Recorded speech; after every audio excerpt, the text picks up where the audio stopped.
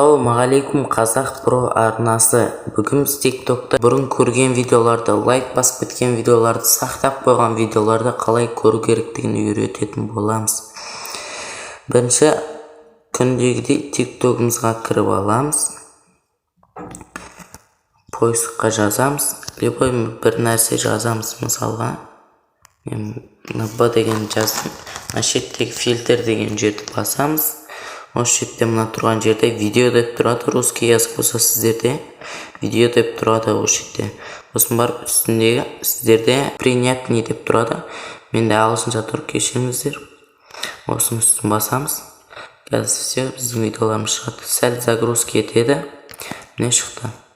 Бұл жерде бізде достар айтып қойын, бір апта бұрын көрген видеолардан бастап көрінеді. Мысалы сіз кеше көріп кеткен видеоңызды таба алмай жүрсеңіз, бір апта күтсеңіз осы жерден шығады.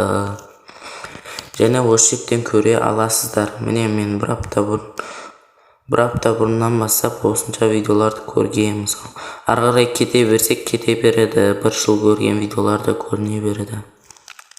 Бұны қайтып өшіріп қоямыз. Мынаның үстін басамыз, қайтып фильтр деген жерде. Жаңа видео дегенді қайтып өшіреміз. Принятный дегенді басамыз обязательно.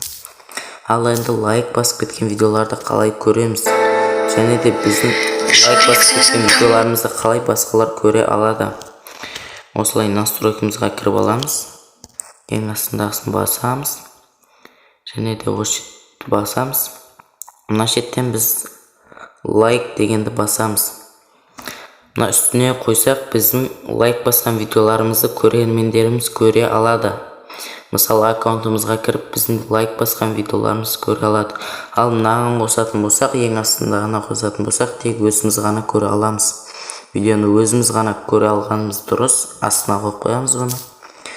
Не бұл жерден біз мына лайк деген жерді қоссақ, міне біздің лайк басқан видеоларымыз шығады. Бұл жерде бір аптаға қарамайды, лайк басқан замат сразу.